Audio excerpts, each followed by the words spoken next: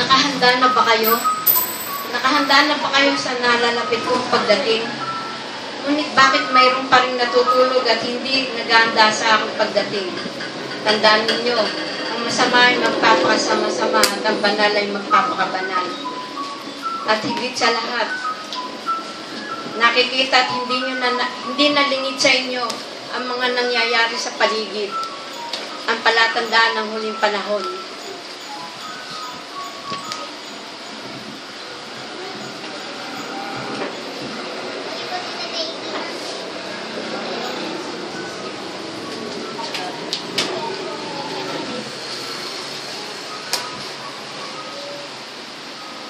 Ipagpasalamat ninyo ang lahat ng nagaganap sa inyo.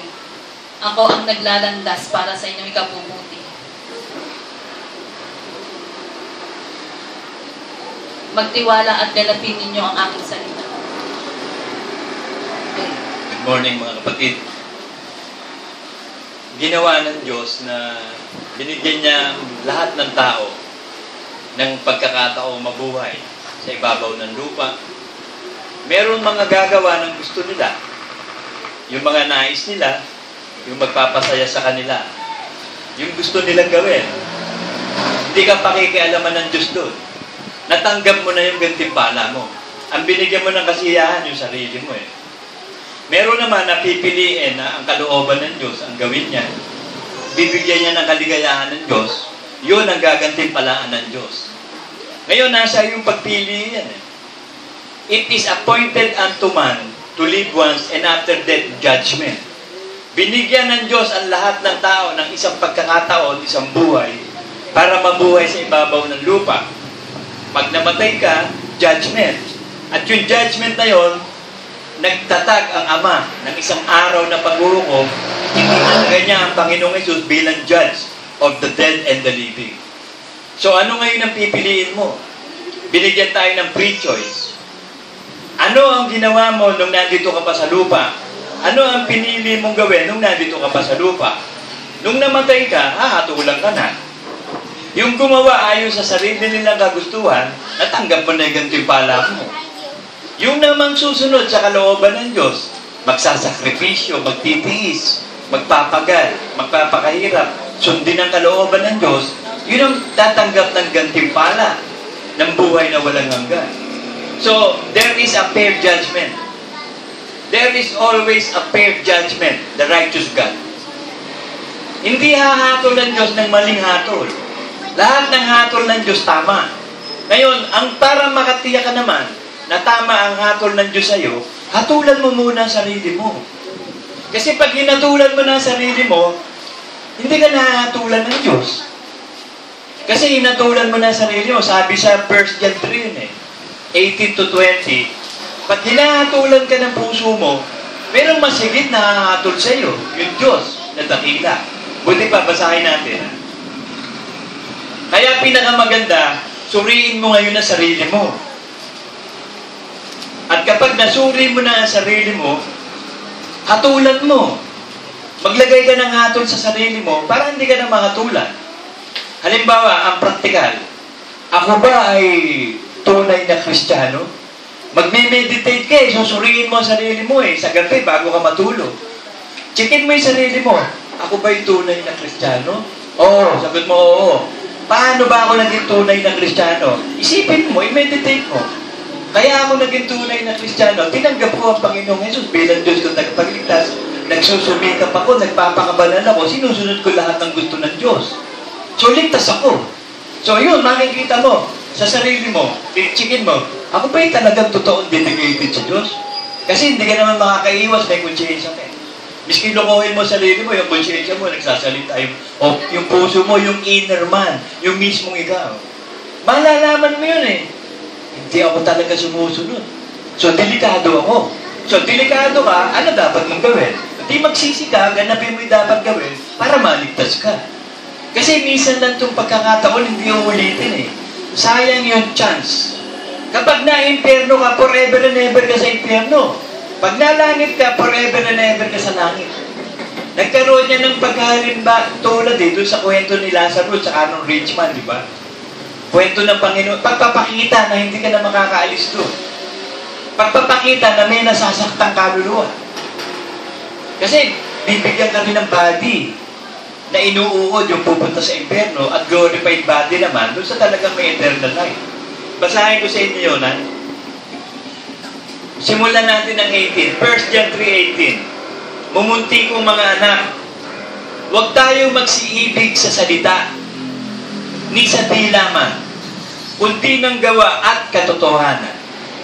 Dito'y makikilala natin tayo sa katotohanan at papanatagin natin ang ating puso sa harapan niya. Sapagkat kung hinahatulan tayo ng ating puso, ang Diyos ay lalong dakila kaysa ating puso.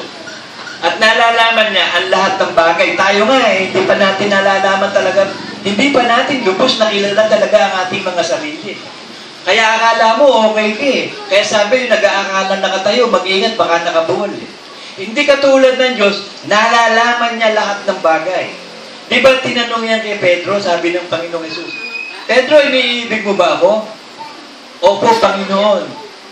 Nalalaman mo pong iniibig kita. Pakainin mo yung mga bata mo tupa. Pedro, iniibig mo ba ako? Opo, Panginoon. Iniibig po kita. Alagaan mo yung aking mga tupa. Pedro, iniibig mo ba ako? Opo, Panginoon. Nalalaman mo po ang lahat ng bagay, iniibig po kita. Pakainin mo, alagaan mo aking mga tupa. Yun ang tunay na pag-ibig at pagmamahal sa Panginoong Jesus eh. Bibigyan mo ng buhay na walang ang buhay na walang hanggan nasa salita ng Diyos eh. Ipakakain mo sa member mo sa tupa ang buhay na walang hanggan ng salita ng Diyos. Huwag kang magtuturo ng false doctrines o false teaching. Hindi mo iniibig ang Diyos. So kung iniibig mo naman ang Panginoong Jesus, susunod ka naman doon sa eternal life o sa Word of God. Kasi pag hindi kasi malalaman mo sa sarili mo yan kung totoo ka eh. Kasi susuriin mo sarili mo. Huwag kang magsusuri ng iba. Pag nagsuri ka ng iba, pangkaraniwan, mali eh. Di mo naman kasama yun eh. Sa pantahan mo lang yun, yung nakikita mo lang, yung naririnig mo lang. Eh yung kasama mo sa bahay, alam mo talaga, mula ulo hanggang paa kung sino siya.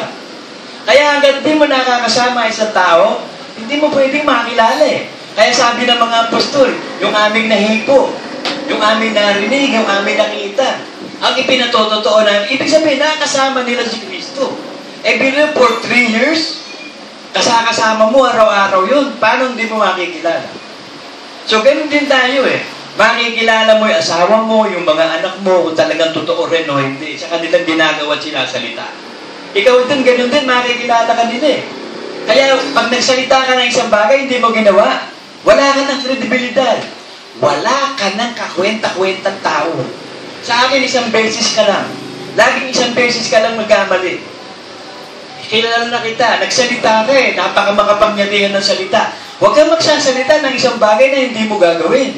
Kaya pag nagsalita ka sa akin ng isang bagay, hindi mo ginawa, kilala na kita. Sa susunod na magsalita ka, hindi kita paniniwalaan. Kilala na kita eh. Kaya sabi ko sa mga ano ko, ako, kilala niyo ko. Pag sinabi ko, ginagawa ko. Ganun din kayo. Yung sinabi niyo, gawin niyo. Kung hindi mo magagawa, huwag mong sabihin. Sabihin mo, dati hindi ko kayang gawin. Okay sa akin yun eh. Hindi mo kaya, hindi. Kaya mo, expectin kong gawin mo. Kaya mo eh.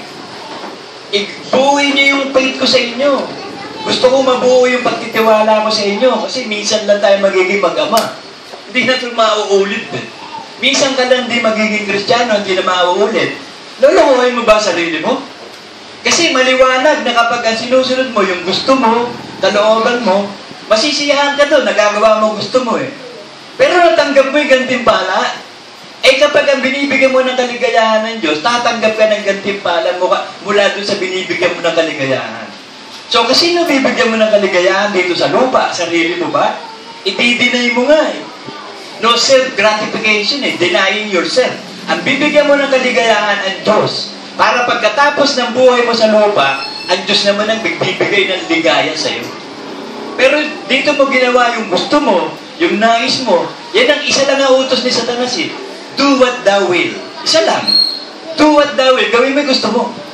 Kasi yun ang ginawa niya eh. Hindi siya sumunod sa Diyos eh. Ang ginawa ni Lucifer, kumain siya nung bunga nung pagkaalam ng tama at mali. Kasi gusto niya maging Diyos eh.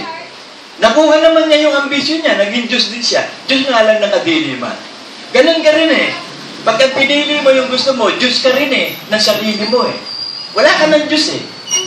Kaya ang tao, lahat ng tao nagkulang, nagkasala, iisang tingin ng Diyos sa lahat ng tao. Nagkulang, nagkasala, kinapos. So walang magsasabi, nakarating ka, wala. Kaya gumawa ang Diyos ng paraan ng nagliligtas, pananampalataya sa Panginoong Yesus. Hindi niya batayan yung matalino ka o mabait ka. Ang dami matalino, ang dami mabait, ang dami maliligtas. Ang binatayan niya, yung mananampalataya sa kanyang katuwiran at karunungan. Paraan. Yun. Kaya sabi ng mga Pariseo kay Kristo, ba't sumasama ka dyan sa mga masasama? Mangungulekta ng buwis. Sa mga mahingista niya, puro amoy gurami yung mga yan. Bakit? Sabi ni Kristo, hindi man ako nagpunta doon sa magagaling na eh. Nagpunta ako doon sa may sakit eh, para pagalingin eh. Yung mga walang sakit, aanin ko yun, walang sakit yun eh. Pumunta ako doon sa makasalanan para magbagong buhay. Tumanggap ng isang bagong buhay. So kung sa tingin mo, sarili mo, matuwid ka, magaling ka, okay ka na, wala na solusyon sa iyo eh. Kasi ang Diyos, sabi ng Diyos, lahat nagkulang eh. Lahat nagkasala. Tapos ikaw, tingin mo sa sarili mo, okay ka? Hindi ka nagkulang, hindi ka nagkasala. Di si Lucifer ka. Do what you will. So habang may chance tayo, habang may pagkakataong binibigay ng Diyos, kasi we cannot escape God's judgment, tandaan nyo. Walang makakaiwas sa hatol ng Diyos. Haharap at haharap bawat isa sa atin sa harapan ng Diyos. Sa pagharap mo, anong mukha iharap mo? Kaya ngayon pa lang, iharap mo na ang mukha mo. Ngayon pala, iladlad mo na yung kapa mo. Kung bakla ka, iladlad mo kung bakla ka. Kung tomboy ka, di iladlad mo tomboy ka para maayos at mabago. Kung Kristiyano ka, iladlad mo na. Kung hindi ka naman Kristiyano, di iladlad mo rin. Kailan ka maglaladlad? Pag wala ng panahon ng paglaladlad, ngayon na ang panahon. Patunayan mo na sa sarili mo kung sino ka talaga. Kasi wala namang nagaganap na masama sa buhay ng tao, tandaan nyo. Walang nagaganap na masama sa atin. Yun ang paraan ng Diyos para lumabas kung sino ka. Kaya mapapalad kayong inuusig. Mapapalad kayong nilalapastangan. Mapapalad kayo na ginagawa kayong abang. Pinarurusahan kayo ng mga tao. Kasi yun ang ginawa kay Kristo eh. Mapapalad kayo. Napatutunayan yung si Kristo na sa inyo. Ginaganap lang uli. Yung ginawa kay Kristo. Sa katawan ni Kristo. Pero yung ikaw yung nang-aapi.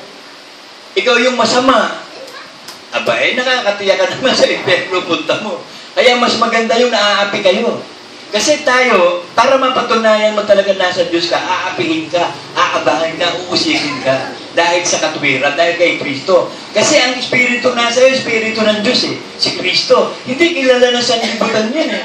Kaya nga uusigin kayo na sanlibutan eh. At ang magiging kaaway niyo pa nga, mga kapatid ninyo. Kung titignan niyo mabuti ang naging kalaban ni Moses, si Aaron at si Miriam yung kapatid. Buti na intercede ni Moses, nakaligtas pa. Dito sa iglesia natin, history repeat itself. Sino ang kalaban ni Brother Manny? Yung tatlong kapatid niya. Doon parang Panginoong Jesus nabubuhay sa luwa. Sino yung unang nakalaban niya? Mga kapatid niya rin. Pero nung maborn again yung mga kapatid niya, nagamit ng Diyos yun. Kagaya ni Jude, siya yung sumulat ng Jude. Yung James, siya sumulat ng James. Tsaka yung ibang mga kapatid niya, nakatulong. Si James pa naging pinuno ng lahat ng mga apostol. So, nung araw, wala pang Holy Spirit yung mga kapatid ni Kristo, inuusig siya. Pero nung may Holy Spirit na, lumabas na talaga kung sino. Talagang okay pa rin yung mga kapatid niya sa laman. Pero sa ating iglesia, makikita nyo, history always repeats itself. Ang unang kakalaban sa'yo at kakawawa sa'yo, kapatid mo. Kapatid mo. Hindi ko nikilala sa sariling sambahayan ng mga propeta eh. Kinakawawa yan, kaya mapalad kayo pag nakakawawa kayo. Kapag may ginagawang masama sa inyo, lalo na yung mga kapatid ninyo, yung mga malalapit sa inyo. Doon mo makikita ang nangyayari sa iyo, yung nangyari kay Kristo. Kaya minsan ka lang mabubuhay. Kaya gaganapin mo ang kalooban ng Diyos eh. Kung ano yung sinasabi ng salita ng Diyos, yun ang gagawin mo eh. Yun ang espiritu at buhay eh. Kasi pag ginagawa mo ang espiritu at buhay, hindi ka makakatulad. Sabi sa Romans 8 eh. If one is in Christ, there is no more condemnation to those who are in Jesus Christ, who walk not after the flesh, but after the Spirit. Romans 8:1. Dito sa Tagalog, wala yung kulang eh. Sa King James Version, kompleto yun. Kaya ayokong basahin itong Romans 8:1 sa Tagalog, kulang eh. Binawasan? Ano ba basahin natin ha? Binawasan eh.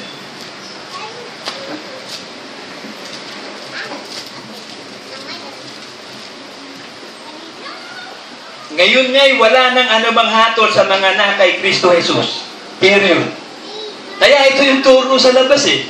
Tanggapin nyo ang Panginoong Jesus bilang Diyos sa tagapagligtas. Ligtas na kayo. Wala nang hatol eh. May kasunod to sa King James Version, yung authority binigay ng Diyos kay King James. There is no more condemnation to those who are in Jesus, who walk not after the flesh, but after the Spirit. Bakit? Kasi nung nasa flesh pa tayo nung araw, alipin tayo ni Satanas. Hindi natin kayang sundin ng Diyos. Hindi natin kayang magpakabanal. Pero nung magalingin ng Diyos na ikaw ay tawagan, bigyan ng faith, ibinigay sa iyo Holy Spirit. Binigyan ka ng kapangyarihan magpakabanal. Lahat ng bagay magagawa mo na sa pagpapakabanal. Kaya mo na sundin ang lahat ng utos ng Diyos. Kaya may kapangyarihan ka na ngayon sumunod. Kaya yung mga tao na hindi nila nagagawa yun, sinasadya nila. Hindi ka tunay na Kristiyano. Ang tunay na Kristiyano nakakaiwas na sa kasalanan. Sabi, ang anak ng Diyos, nag-iingat sa kanyang sarili, hindi siya nagagalaw ng masama. Ibig sabihin, kaya mo nang, ang laman ay alisin sa buhay mo. Kaya mo nang mabuhay sa Espiritu, hindi sa laman. Kasi ang Espiritu at buhay, ang Word of God. John 6:63.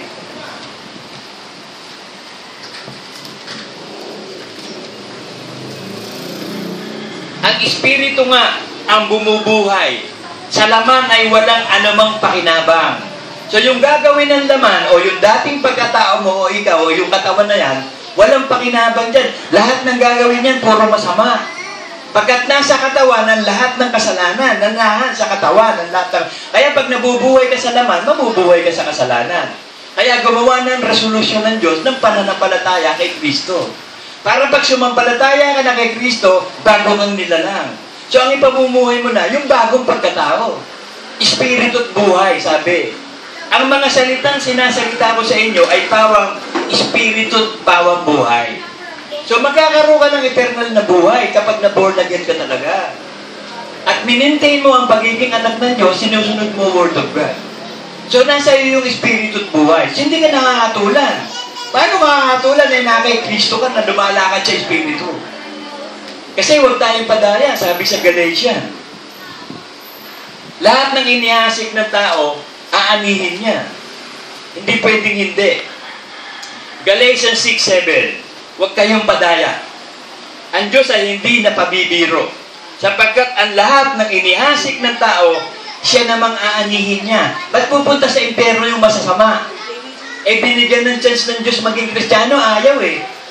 Sabi sa 2 Thessalonians 3:2, meron talagang walang pananampalataya. Ayaw nila manampalataya. Nanatili silang masama. Kahit maliit lang ang kasalanan nila, masama pa rin sila. Ang tingin ng Diyos, ang buong tao sa sinugod kasi makasalanan. Hindi mo pwede sabihin, konti lang naman ang kasalanan ko, di may kasalanan din. Hindi ka rin malinis. So, ang solusyon ng Diyos. Ngayon, nasa iyo yun. Payag ka bang solusyon ng Diyos o solusyon mo? Sapagkat ang nag-ahasik ng kanya sariling laman, sa laman mag-aani ng kasiraan. Dadapot ang naghahasik na sa espiritu mag-aani ng buhay na walang hanggan. So alam mo na ngayon, ano pipiliin mong buhay? Kasi minsan ka binigyan ng chance eh. Pinapili ka eh. O gusto mo bang maging born again? Gusto mo isilang ka muli? O sige, sinisilang kang muli. Ibibigay ko sa iyo Espiritu Santo ko.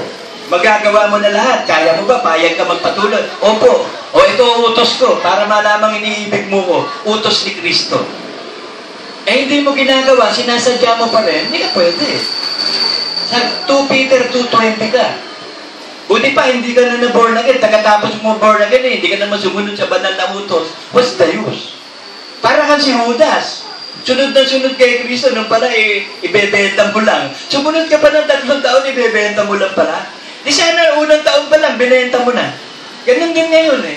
Hindi ka pa nasusunod bilang Kristiyano. Di sana hindi ka na nag-Kristiyano. Sayang yung pera mo, sayang yung oras mo, sayang yung panahon mo. Eh, minsan lang to, di na uulitin. Natatandaan nyo ba yung, yung tumawag ng manggagawa? Kasi sabi, sige, hahanap ako manggagawa. Ang kontrata, magtatrabaho ka sa akin sa loob ng isang araw. Bibigyan mo ng 1 denaryo. Eh di maraming tinawag sa yung tinatawag na first, third hour to the 6th hour to the 9th hour. O yung alas 9, alas 12, alas 3 ng hapon. Eh may tinawag. Matatapos na yung araw. On the 11th hour, alas 5, alas 6, gabi na katapos nun eh. Nagreklamo yung isa. Sabi ng isa, oh, teka muna, bakit yan 1 oras lang nagtrabaho? Tapos nagsimula kami ng alas 9 na umaga, 1 denaryo. Sabi nung bakit? Di ba may kapangyarihan ako sa pera ko? Nagkaroon tayo ng kontrata. Ang sabi ko, yung magtatrabaho sa 1 araw. 1 araw din yun, 1 oras na yun eh. Yung nauuna, nauhuli. Yung nahuhuli, nauuna. Nauna kayo eh. Pero merong nahuhuli, mauuna. Katulad nung nahuli, nagre-reklamo.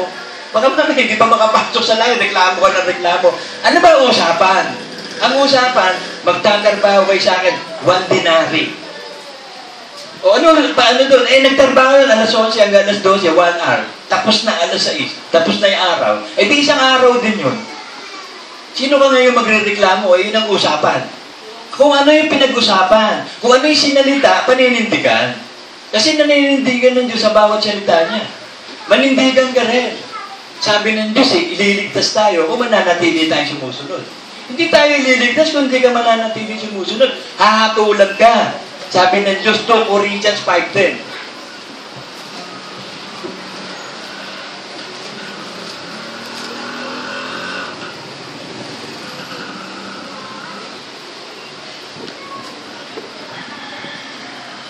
Sapagkat tayong lahat ay kinakailangang mahayag sa harapan ng hukuman ni Kristo upang tumanggap ang bawat isa sa mga bagay na ginawa sa pamamagitan ng katawan. Ayon sa ginawa niya, maging mabuti o masama. Kasi nung araw, alipin tayo ng masama. Children of wrath nga, wala tayong kapangyarihang umalis sa kasalanan. Alipin tayo ni Satanas. Kaya gawa ka ng masama. Pero nung maging Kristiyano ka na, hindi ka na alipin ni Satanas. Pwede ka nang gumawa ng mabuti at isa lang ang mabuti, ang Diyos. At ang salita ng Diyos, yun lang ang mabuti. Paglihis sa salita ng Diyos, hindi mabuti yun. So, hahatulan ka ngayon doon sa ginawa mo. Pinili mo, naging Kristiyano ka. O di may power ka na magpakabanal, kaya mo nang gawin kahit anong utos ni Kristo. Ba't di mo pa rin ginagawa? Doon ka hahatulan. Sana nung hindi mo magawa, isang kasi nagkakasala naman tayo, nagkukulang eh. Walang banal o matuwid sa lupa na hindi nagkakasala. Na-aksidenteng magkasala, hindi natin sinasadya ang kasalanan. Nagiging biktima tayo minsan. Alam ng Diyos yun eh. Galing tayo sa alikabok eh. Mahina eh. Hindi katulad ng Panginoong Hesus, hindi galing sa alikabok, hindi rin galing sa sperm cell yun. Galing sa Ama yun. Kumuha ang Ama ng isang katawan sa lupa, at biruin mo, virgin pa. Hindi naman gumawa ang Diyos ng kababalagan, virgin pa eh. Kaya nung malaman ni Joseph eh, lihim na kinausap si Maria eh. Ikado ko na, Maria. Nakakahiya ka, buntis ka, wala ka naman, di pa tayo kasal, buntis ka na, lupit mo. Paano ba yan? Hihiwalayan muna kita. Ha? Paano hindi nakakahiya? Oh. Pero nagpakita sa panaginip si Gabriel eh. Sabi, huwag mo hiwalayan na asawa mo. Nilimliman siya ng kataas-taasan. Manganganak siya ng tagapagligtas ng Israel. Ang ipapangalan mo, Jesus. E di natauhan siya. O pinakasalan niya, pinabayaan si Maria. Pinakasalan niya. At yun na yung history ni Jesus Christ. Haharap tayo lahat sa hukuman ni Kristo. Jeremiah 17:10.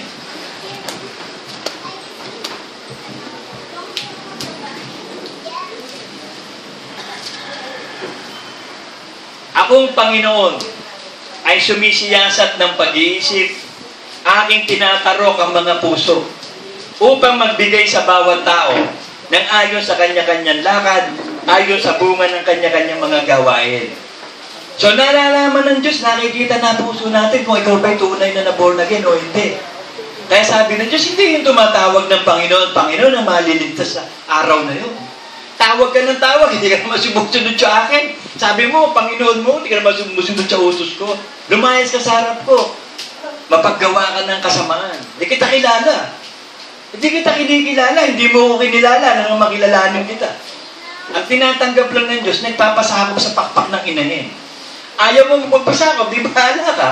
Ligtas mo ang sarili mo kung maililigtas mo. Kung gusto mong pagpalain ka at iligtas ka ng Diyos, pasakop ka sa Diyos. Sumunod ka sa kalooban ng Diyos. Magtiis ka. Yun ang paraan eh.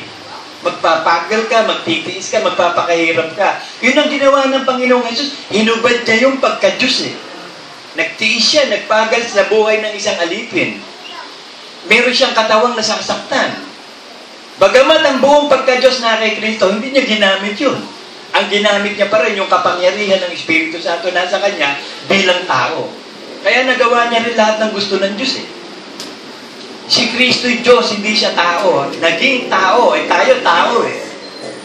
Tao tayo, kaya inuunawa tayo ng Diyos eh. Hindi katulad ng anghel, alam na ng anghel, kasama niya ang Diyos Antimano eh. Kaya nung magkasala sila, yari sila kaagad eh. Pero mo, kasama mo ang Diyos Antimano, gumawa ka pa ng kagaguhan. Hindi napakahangal nitong mga, lalo-lalo na si Lucifer, ang pinakahangal na anghel sa lahat. Pinaka-engot ito eh. Biruin mo, kasama mo ang Diyos, tapos pinaghandaan ka pa ng ministeryo, yung pagsambang gagawin sa langit, sa lahat ng nilikha na yun, ikaw ang leader, tapos hindi mangyayari, sino kaya i-assign doon?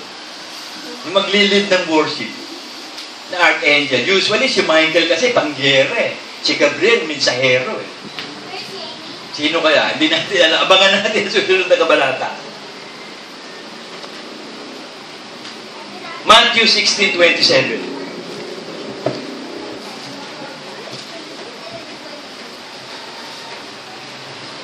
Sapagkat ang anak ng tao ay paparitong nasa kaluwalhatian ng kanyang ama, nakasama ang kanyang mga anghel, at kung magkagayon, bibigyan ang bawat tao ayon sa kanyang mga gawa.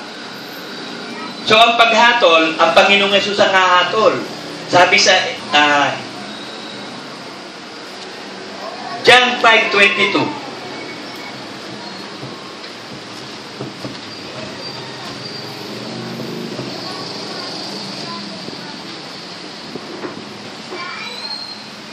Sapagkat ang ama'y hindi humahatol sa kanino man tao, kundi pinagkaloob niya sa anak ang buong paghatol.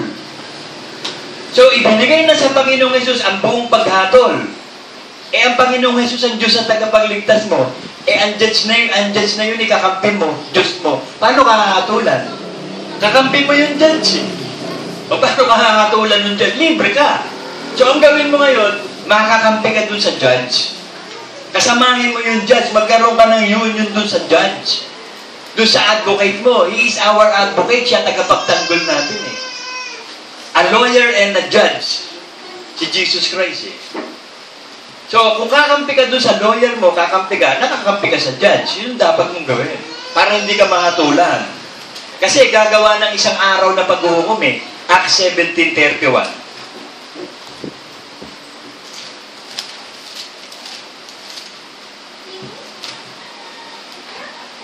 Ang ama kasi naglalatag ng panukala eh.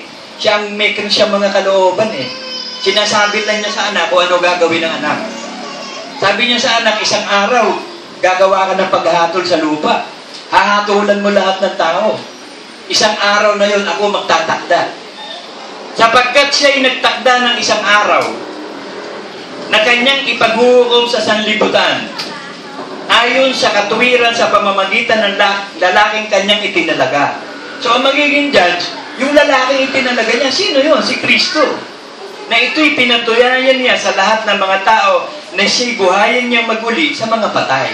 Eh, sino ba unang nabuhay sa mga patay? Sino ba first fruit ng resurrection? Si Jesus Christ pa lang eh. Siya pa lang ang unang bunga ng muling pagkabuhay. Wala pang muling nabubuhay. At anytime, no one see God at anytime. Sabi sa 1 John, tsaka sa John 1:18. Walang nakakita sa Ama, maliban sa Anak. So wala pang nakakapunta sa langit, si Jesus Christ pa lang. Makakapunta pa lang tayo dun sa langit, makikita ang sa last judgment pa.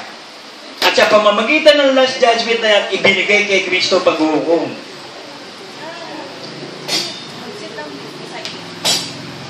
Sabi ng Acts 10:42.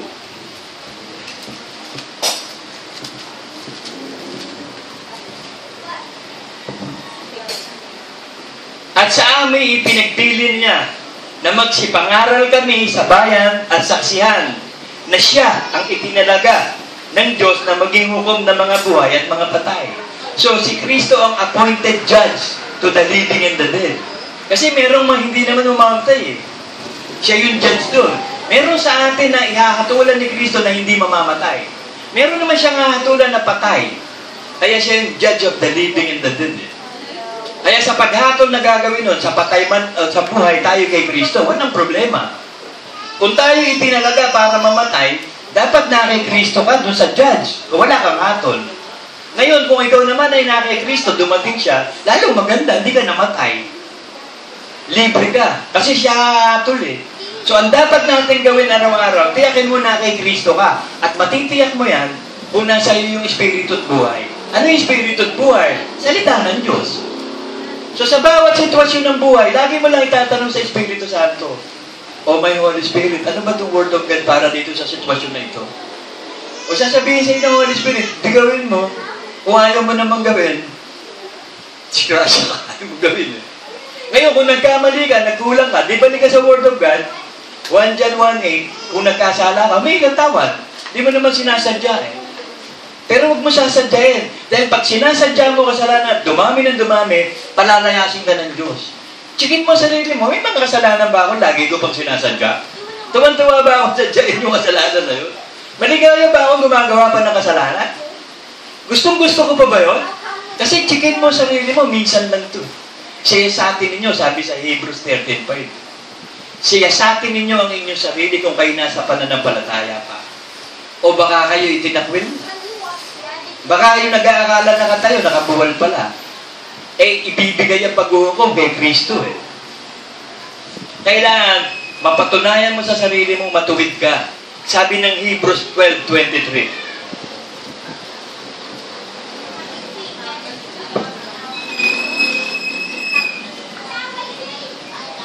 Sa pangkalahatang pulong at iglesia ng mga panganay, na naitala sa langit at sa Diyos ng hukom ng lahat, at mga espiritu ng taong ganap na pinasakdal. So, yung tunay na born again, perfect na, sakdal na yung espiritu nila. So, gagawa ngayon ng Diyos, doon sa kaluluwa na lang. Kailangan ma-born again yung kaluluwa. Na-born again na yung spirit eh. Naisilang ng muli eh.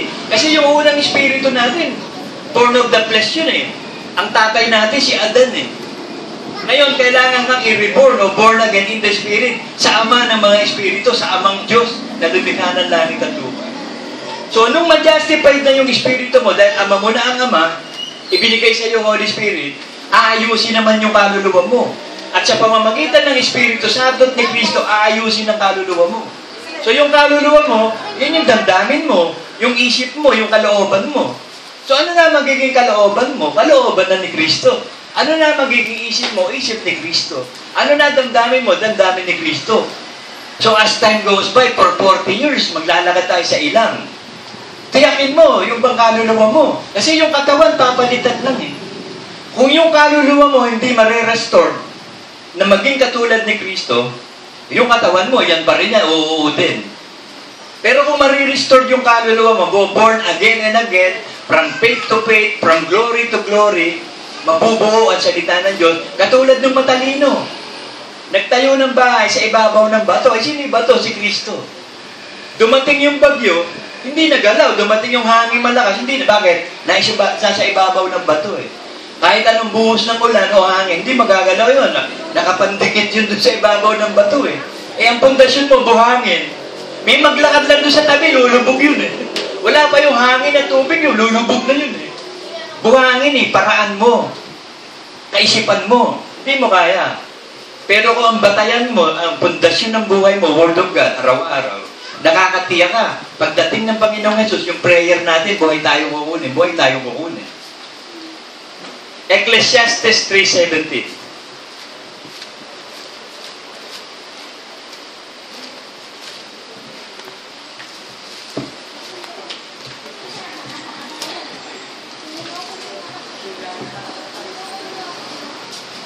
Sinabi ko sa puso ko, hahatulan ng Diyos ang matuwid at ang masama, sapagkat may panahon doon sa bawat panukala at sa bawat gawa.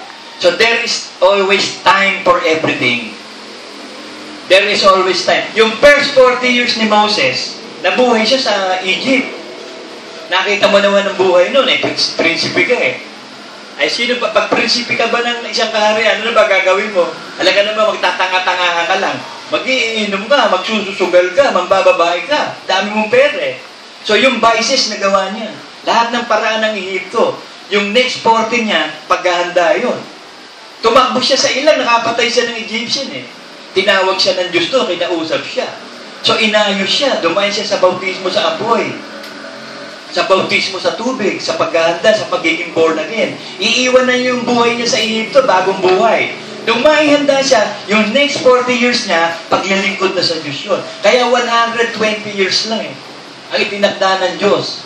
Yung tatlong parte ng buhay natin, yung una, nagawa natin, gusto natin ng araw, di ba? Lahat ng gusto mo, nagagawa mo, saya-saya mo eh. You enjoy your life. To the fullest, di ba? Oh. Pero nung tawagin ka ng Diyos, naiba ka na. Hindi na ikaw yung dati. Kaya sinasabi nga sa'yo ng mga barkada mo, tanga ka, gago ka, ba't ka nagkaganyan? Hanga pa naman kami sa iyo, tapos nagkaganyan ka. Oo, talagang tanga nga ako, gago ako sa Panginoon ko. Kayo, magagaling kayo eh. O, yung next 40 years na yon, nililikod na natin to the rest of our life sa pagbaba ng Panginoong Jesus. Kasi alam natin, mas big time yun eh. Kasi lahat ng dito sa lupa mawawala eh. Yung big time na hindi nakikita, yun ang big time eh. Forever and ever. Biruin mo yung forever and ever, isipin mo lang. Forever and ever, kasama mo Diyos. Kung pwede nga kasama na yung Diyos, no, pero hindi pwede. Kung sana pwede pag nagpakamatay kayo, nasa Diyos ka na eh. No? Di sana, daming patay agad. No? Hindi naman pwede yun. Pag ginawa ng Diyos yun, biruin mo, patay agad lahat tayo. Eh pag patay ka na, nasa Diyos ka na eh. Hindi na pwede sa impyerno. Kayo na mabilis na pagpunta sa impyerno, patayin mo yung sarili mo. Tiyak yun. Nakakatiyak ka. Bakit? Hindi ka nakapagsisi. Nauna ka munang nagsisi. Gumawa ka muna ng suicidal note. Sorry, patawarin mo ko, Lord, ang pinatay ko sarili ko. Eh, nung pinatay mo, di patay ka na ngayon. Paano makapagsisisi, patay ka na. Wala ka na kapag-asa. Kaya binubuhay pa tayo para magsisi. Magbago ng isip, ihanda. Para pagdating ng paghuhukom na yun, nakakatiyak tayo, safe. Hindi ka nahuhukuman eh. Bakit? Eh, kakampi mo yung judge eh. Yung advocate mo, judge, si Kristo eh. Kaya, yung padrino sa langit, ang lakas-lakas nun eh. Kaya ako naniniwala ako sa padrino. Kapag wala kang padrino tao dito sa lupa, ay ang Diyos na padrino mo, siya nagagawa. Pero kung may padrino ka sa lupa, ang bilis eh. Paghahanap lang ng trabaho eh. Eh kung malakas ka doon sa presidente ng kumpanya na eh, sa salita lang na, oy, ano ba bakanting pwesto dyan? Vice President. Ano ba natapos mo? Ganito, hindi pwedeng Vice President. Gusto mo, Vice President ka ng janitor. Pero may power siya, pasok ka agad. Sa salita lang, bakit? May power siya eh. May authority siya eh. Kaya nga, maraming hindi nasosolve na kaso dahil sa mga padrino. Kasi hindi mapahi. Sa langit nga, may padrino. Sa lupa pa ba wala? Kaya may dynasty. May dynasty nga sa langit eh. So may dynasty sa lupa. Lahi lang ng Diyos ang mag-aari. Kaya kapag ikaw lahi ni Genghis Khan, inakubray ka, lahat ng Khan, yun ang mag-aari. Lahi ka ni Julius Caesar, hindi lahat ng mga yun ang mag-aari. May dynasty. Pero talagang padrino. Kaya dito pala sa lupa, yung padrino natin, tiyakin mo yung padrino mo. Si Kristo talaga padrino. Para pagdating doon, hindi ka hatulan. Sabihin niya sa Ama, akin yan eh. Hindi pwedeng kong hatulan yan. Sinunod niya yung gusto ko eh. Hindi pwedeng hatulan. Di ba yun ang nangyari kay Balaam? Sabi nun ni Balak eh, sumpain mo nga yan. Sabi ng Diyos sa kanya, oy Balaam, hindi mo pwedeng sumpain yung pinagpala. Hindi mo pwedeng pagpalain na sinumpa. Wala kang magagawa. Huwag kang makisama dyan kay Balak, umalis ka dyan. Eh, na-operan si Balaam eh. Isang bahay na ginto eh. Kaya sabi ni Balaam, kay Balak, sandali lang, mag-iisip ako. Gusto pa makalusot, di ba? Sa bandang huli, napatay siya ng Israelites. Bakit? Meron siyang gustong kayamanan, hindi pagsunod sa Diyos eh. Meron siyang ibang agenda, diyari siya. Kasi kapag ang agenda mo, agenda ng Diyos, nakakatiya ka, He is in control eh. He controls everything. Up to the less minute seconds. Kontrolado ng Diyos. Sa bawat ikot ng earth, sa bawat galaw ng bituin, kontrolado niya lahat. Siya ang kumukontrol ng buong universe. Eh, ang kakampi mo, yung kumukontrol ng buong universe, sino tatalo sa iyo? Ang nangangalaga sa iyo, yung kumukontrol ng buong universe, sino gagalaw sa iyo? Di ba? Ang kailangan mo lang, mag-mind setting ka talaga, nasa Diyos ka talaga. Ang Diyos lang ang susundin ko, ang Diyos lang ang bibigyan ko ng kaligayahan. Yung kaligayahan ko, wala na, tsaka na. Dito sa lupa, talo eh. Talo tayo sa lupa, tandaan nyo. Hindi tayo mananalo sa lupa, hindi tayo taga-lupa eh. Kaya nga sabi ni Kristo eh, nung hinuhuli siya, sabi ni Kristo, hindi nyo ba alam na pwede ko magpadala rito ng langkay-langkay na anghel at hindi ako pahuli? Pero kailangan maganap yung katuwiran ng Diyos, kailangan mamatay siya sa krus eh. Pwede siya tumawag ng milyong-milyong mga anghel at huwag siyang huliin eh. Pero kailangan eh, nung humihingi ng buwis, sabi ni Pedro, mag-buwis? Siyempre, nandun tayo sa lupa eh. Papasakop sa ito rin ng hari. E paano tayo magbabayad? Merong isda doon sa ilog. Pag-uwi mo, meron doon coins. Ibayad mo. Pero yung mga pamamaraan ng Diyos, nasa bunga ng isda yung coins. Paano napunta yun doon? Eh sinabi ni Kristo yun, isda, kunin mo yung coins, lagay mo. Di pagdating doon ni Pedro, yun lang sa kabayo eh. Yung sa donkey. Eh, pili mo ko isipin, ba't ganun? Pagpapakuha si Kristo ng donkey, may may-ari yun. Sabi ni Jesus, pagdating nyo sa bayan, meron doon donkey. Kunin nyo. Pag may sumita sa inyo, sabihin, oy, ba't mo kukunin yan? Sabi ng Panginoon, kukunin namin. Kukunin nyo yun. Meron mo yun? O, miskino yung bakit, ano otoridad ni Kristo? Ganun niya yung mga money changer. Bili mo, nandun ka, guguluhin mo yung negosyante doon. Bakit? Bakit? Tanong ko sa iyo, bakit nagulo na yun? Because that house is the Father's house. Siya yung anak, tagapagmana. Meron siya kapangyarihan, kanya yung lugar na yun. Pwede niyang guluhin at pagtakpakan ng lahat ng money changer. Bakit? Eh, bahay ng ama yun, siya yung anak eh. May kapangyarihan siya. At ang mga money changer, yan ang international banker na nagpapahirap sa bawat bansa. Lahat ng merong central bank, pinahihirapan yan. Ng international banker na, Federal Reserve na. Yan ang nagpahirap sa buong mundo. Kaya yan ang inano ni Jesus Christ eh. Nakita niyo, pinagtatauban, pinaglalaya siyang international banker, puro money changer. Alam ni Kristo kasi ang mangyayari. Sabi niya, don't you know that my Father's house will be the house of prayer? Hindi yung mga prostitute ang nandun, magnanakaw. Yung mga snatcher ng cellphone. Yun ang mga nandun, mga dealer ng cellphone. So, ang Panginoong Jesus ang mag-judge sa atin. So, ang titiyakin natin sa ating sarili, are you in union with Christ? If you are in union with Christ, ibig sabihin, new creature ka. Pag sinabing new creature, bago na ang pagkatao mo. Unti-unting binabago. Ang mind mo, ang damdamin mo, kalooban mo, nagiging Word of God na. The Word become flesh. Yun ang prinsipyo eh. Si Kristo na Word, naging flesh eh. Di ba? Naging tao. Ganun din yun. Yung salita ng Diyos, magiging tao. Sinong tao? Ikaw. Tao ka, di ba? O di salita ng Diyos, magiging si Ali. Ang tatanungin mo ngayon, si Ali, di ba nagiging salita ng Diyos? Iisa-isa, madali lang naman eh. May dekreto eh. May kautusan eh. Imperative decrees and commandments of the Lord. Gawin yung alagad, sabi Matthew eh. Madali eh. Hindi ka maliligaw eh. May mga pamamaraan eh. Para hindi ka maligaw, alam mo, gagawin mo. Hindi ka sumusuntok sa hangin. Dahil dito, magsiyaon nga kayo. O sinabi yan sa mga apostol. At gawin yung mga alagad, ang lahat ng mga bansa, na sila'y inyong bautismuhan sa pangalan ng Ama at ng Anak at ng Espiritu Santo, na ituro nyo sa kanila na kanilang ganapin ang lahat ng bagay na inuutos ko sa inyo. At narito ako isuma sa inyong palagi hanggang sa katapusan ng sanlibutan. O di ba alam natin na kailangan maging alagad ka ng Panginoong Hesus? Payag ka ba? Pag alagad ka ng Panginoong Hesus, lahat ng kautusan ni Kristo, gaganapin mo. And lo, I will be with you till the end of time. Kahit maubos na itong sanlibutan ito, maubos ang ikot ng earth dito, hindi ka kasama doon. Bakit? You are with God eh. He is the time eh. He is the Alpha and the Omega. He is the beginning and the end. He is the forevermore. Oh, kasama ka nun eh. Eternity. You are in eternity. So, mamimili ka ngayon eh. Yung bagong buhay mo o yung dati. Kung magiging wise ka lang talaga, marunong ka, minsan ka lang mabubuhay, di syempre, pipiliin mo na, di sigurado. Ba't ka pipiliin ng hindi sigurado? Di tanga ka. Diba? Kaya nga yung chance na binigay sa atin, magpakarunong ka at magpakatalino eh. Kaya kita nyo ang mga scientists, lagi may conclusion. Diba? Ang gagawin nila, mag-gather sila ng data and facts. Pag nakapag-gather sila, i-compare nila yon. Pag na-compare nila, gagawa ngayon sila ng conclusion. Yung buhay natin ng araw at yung buhay mo ngayon, i-compare mo. Tingnan mo, yung buhay ko noon at buhay ko ngayon, pag na-compare mo, gumawa kang conclusion. Dapat ang conclusion mo, Ecclesiastes 12.